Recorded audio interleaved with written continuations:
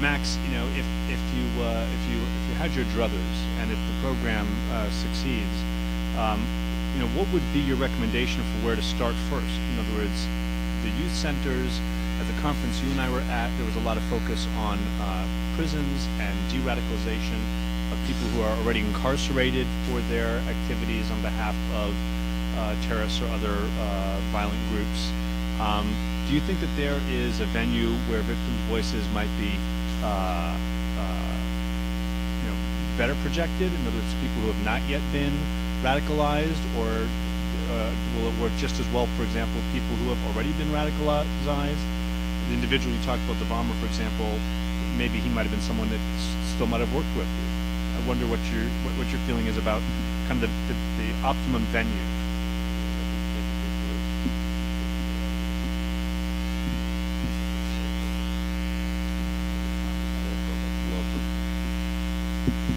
Thank you, Matt, for that question. Well, obviously that's a point for the study as well. But I think first of all, on the macro level, we should have every time when in Indonesia there's a court case against a suspected terrorist or something, the media is full of human rights for the suspect, etc. But there's never victims who can share their voices at that time. So anytime anything happens, either an attack or a court case against a suspected terrorist, etc., we should make sure that our voices are heard. That's the macro level. Obviously, this could have an impact both in preventing new people being drawn to violence, as well as trying to support the rehabilitation of convicted terrorists who will return to society at one point in time. And I think we could there even be more focused, because we know who they are.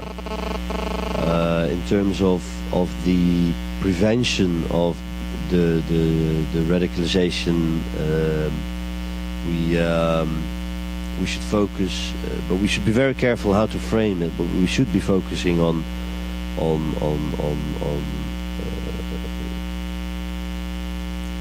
schools, the younger people, and areas, schools and organizations where we know they might be preaching, or they are preaching, more violent variations of their radicalism. Does that answer your question? Or?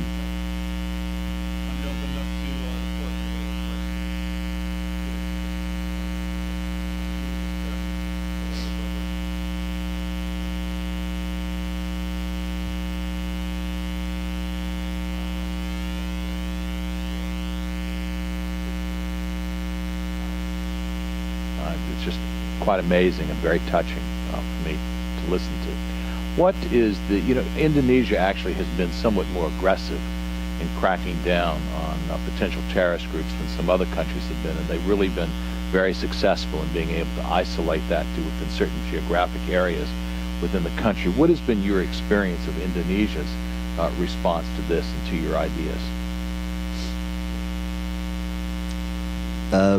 On a policy level, I might not be the best person to react to that question, because I'm emotionally rather involved, if you know what I mean. I'd like to leave it at that.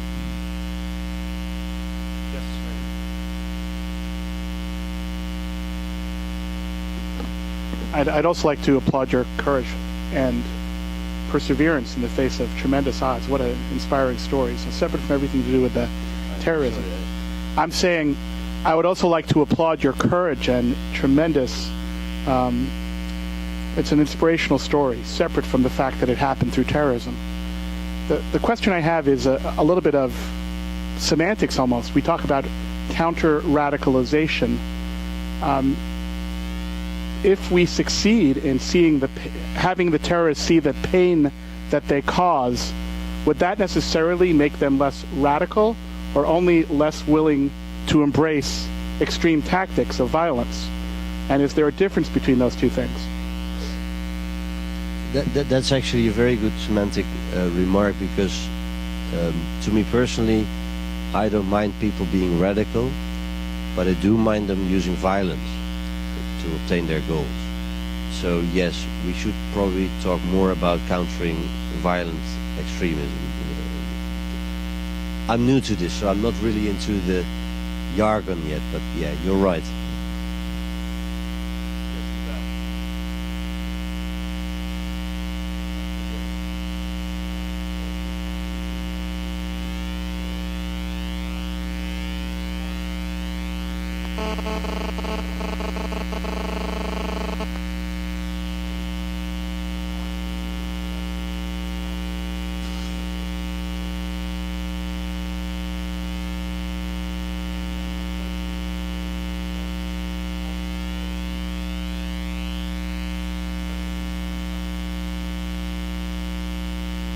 I'm more than happy to share with you that my good friend and at the time boss, Jim, who's sitting here in the room as well, established a fund for me, and many people and corporations have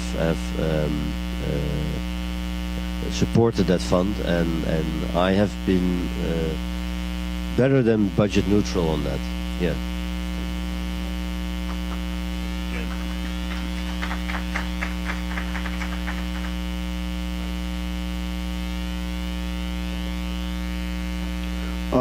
Thank you very much. I really admire your perseverance and your courage in taking on the cause here. First of all, there was a victims terrorist group based in France at least years ago. I don't know if you've come across them. I don't remember their name. And I think also a similar one in Germany. But my basic question, though, is your experience is mainly with Indonesia. And you made a comment, if I have your quote right, that they were trying to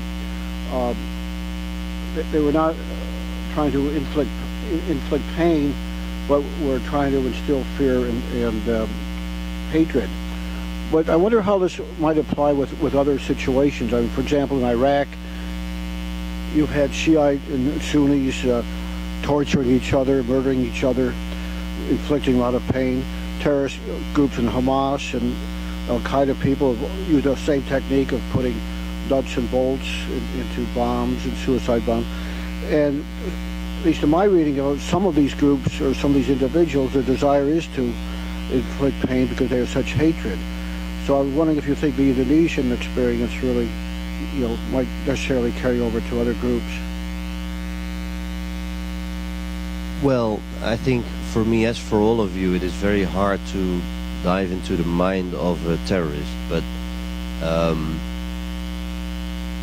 I think, again, no matter how sadistic the setup of an attack is, on average, but I'm again not an expert, but that's my belief, they want to have it brutal and painfully, not because they hate the person that they're targeting, because they don't know the person that they're targeting, but the more brutal the attack is, the more media attention it'll get. And the more media attention it'll get, the more fear it'll sow. And I think that's the line of reasoning of most of these terrorists, rather than researching who is in the room and really hating the people in that room. But again, I wouldn't know what goes on in the mind of people who want to kill other people.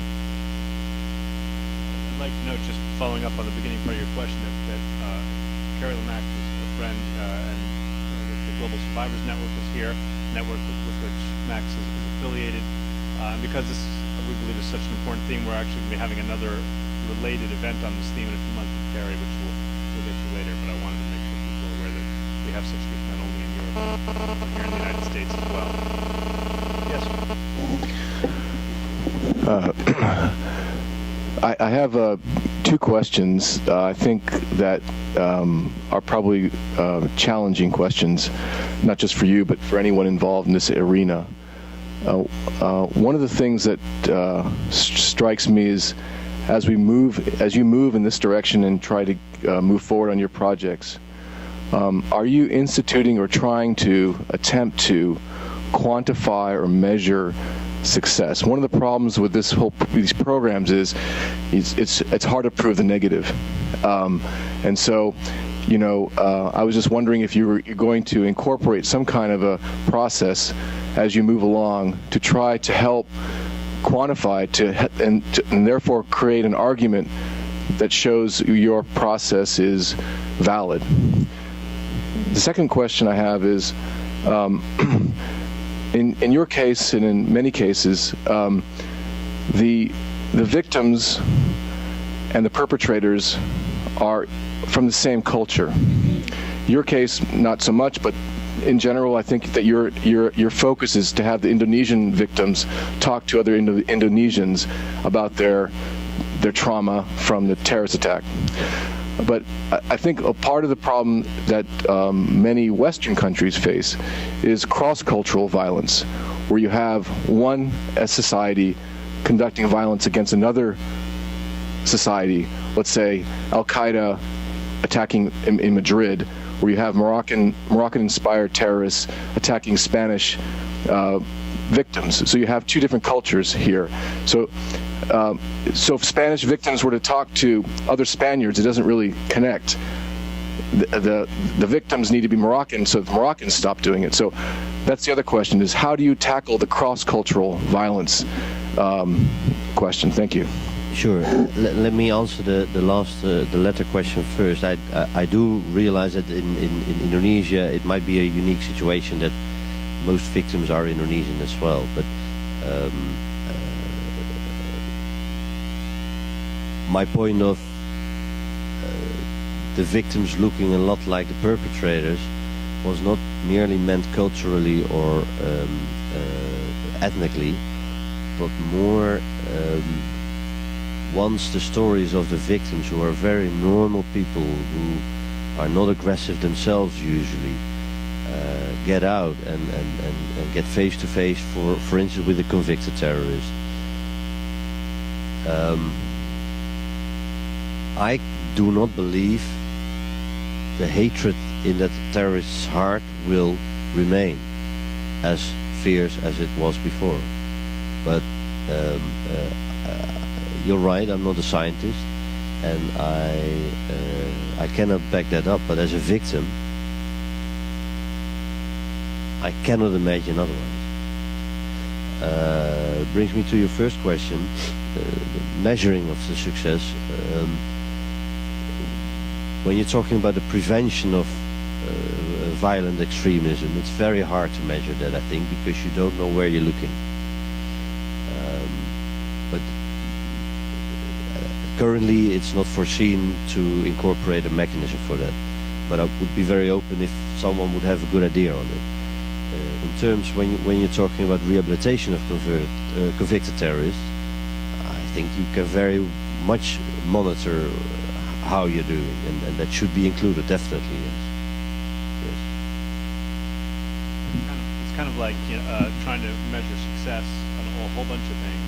It's very, very difficult. If you're measuring the success of airbags, you can measure the number of incidents, and you have a baseline. You try and measure the impact of seatbelts. Not every incident where seatbelts is deployed makes a difference gets reported. If you're trying to measure the impact of painting double-lined lines in the middle of a highway, it gets even more difficult. So, it's a very, very difficult thing to do, except, as I agree, when you get into prisons.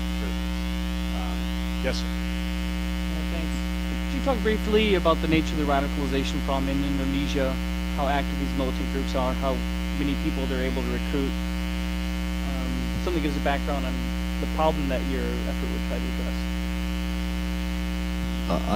I could try, but again, I'm not an expert on terrorism in Indonesia. I'm just an expert by experience. And but my firm belief is, and the guy who walked in with his bomb in our meeting confirms the belief, that most of the active perpetrators are poor kids from poor families who are wrecked or broken families.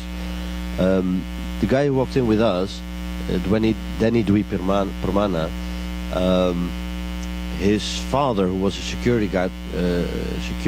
guard, was arrested earlier that year for stealing something, upon which his mother, with 2 other kids, moved to Kalimantan, another island in Indonesia, leaving him and his brother alone in Java. And when a kid of 17 at the time, when something happens like that to a kid of 17, you're naturally looking for support, support. And he found support, but he found it in the local mosque, where one of the extremists managed to brainwash him into this violent act. Now, again, I'm not an expert and I can't really say much about the nature of these masterminds behind the attacks, but I do believe that the kids who execute them,